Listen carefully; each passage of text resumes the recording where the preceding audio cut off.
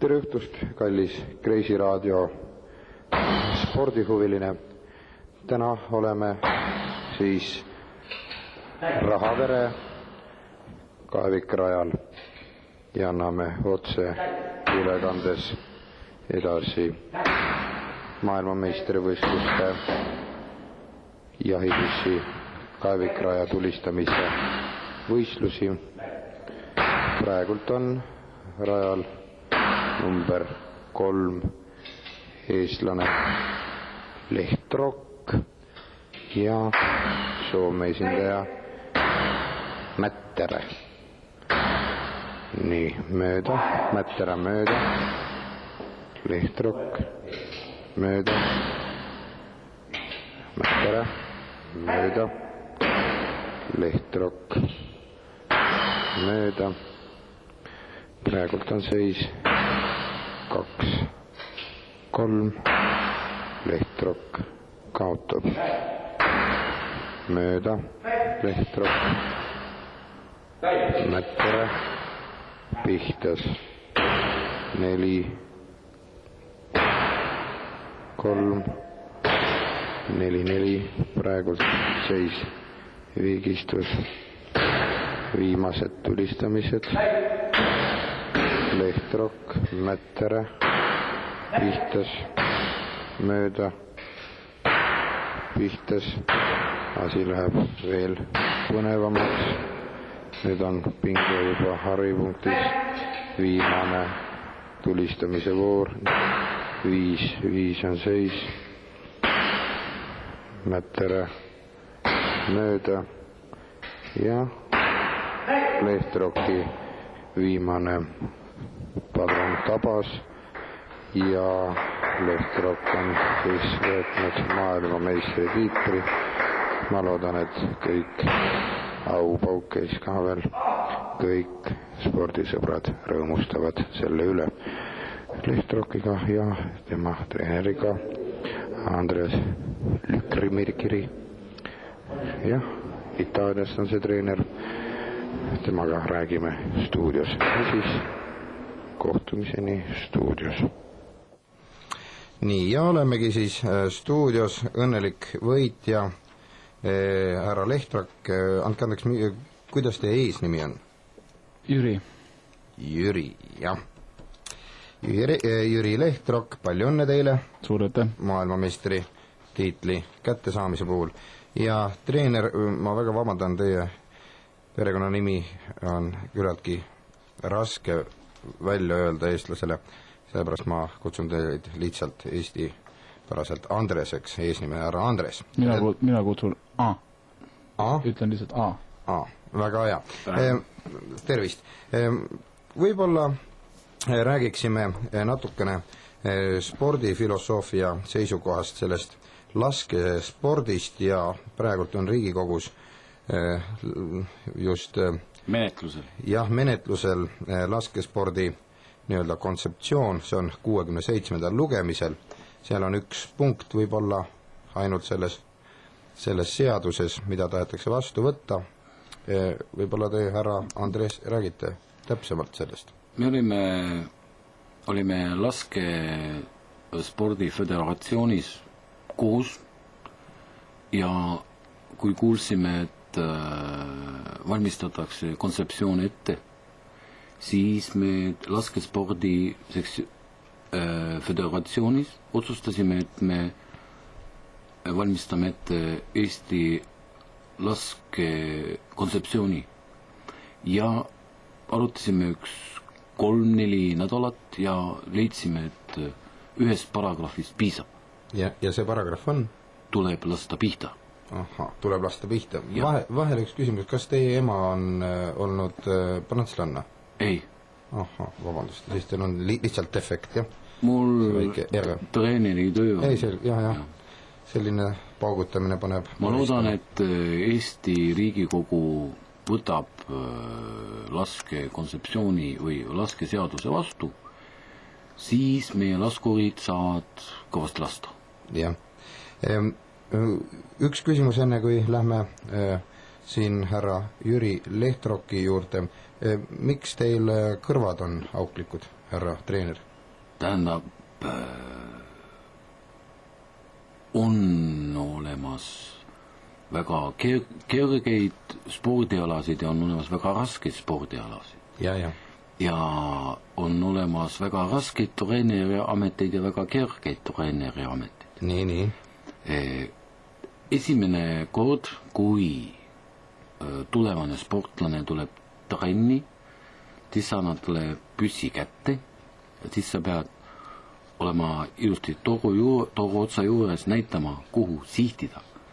Aga see on sportlasel alguses väga raske ja meie püssid, mis meil on praegu veel vanast liidust järgi, nad löövad tagasi ja tavaliselt tõsta otsa püsti ja lööb lärtsti kõrvast läbi.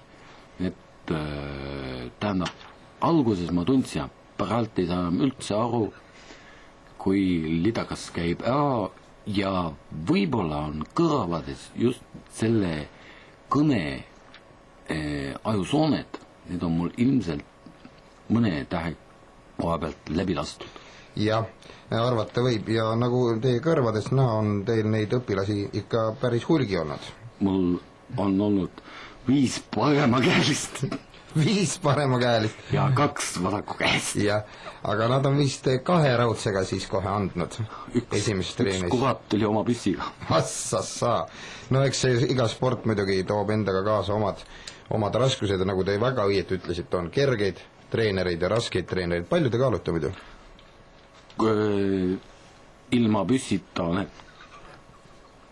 38 kilogrammi. Püssiga olen 39. Jah, see on siis küllaltki raske püss. Nii, ja härra Jüri Lehtrok, veel kord palju õnne teile selle võidu pool. Ja teie käest ma tahaksin küsida, võit tuli nii, nagu ta tuli otseülekandes. Me kuulsime, tuli väga tasavägine, oli see võistlus. Peab ütlema, et ilm oli täna võrdlemisi laskmist soosiv, et ta oli selge ja tuuline.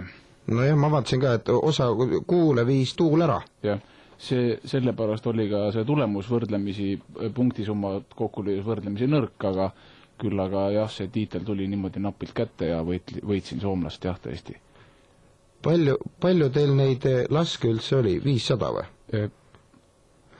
Kui täpselt nüüd arvestada, siis meil on alguses need treeninglasud, see on siis see, et tuleb aja peale lasta võimalikult palju padruneid, et siis kes saab parema koha raja ääres.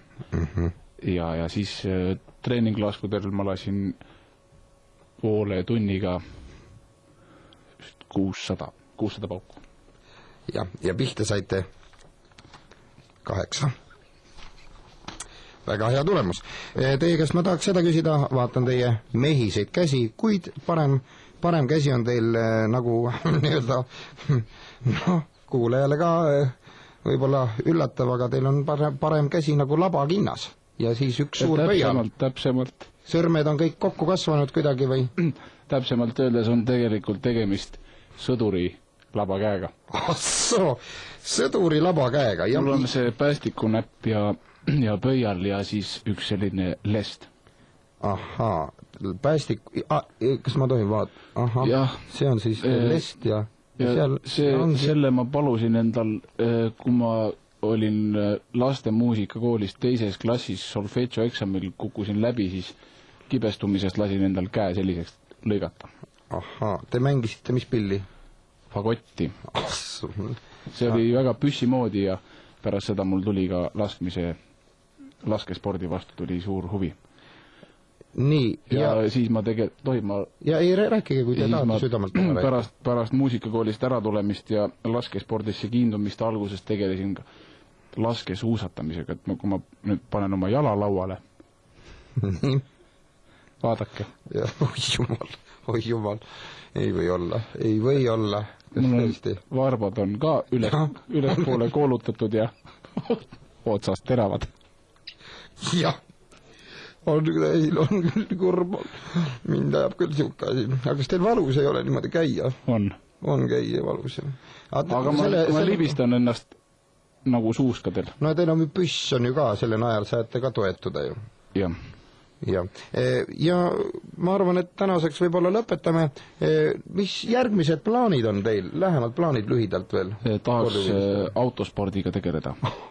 Aha, ja teie, härra treener? Mina sooviks võtta kaalus juurde.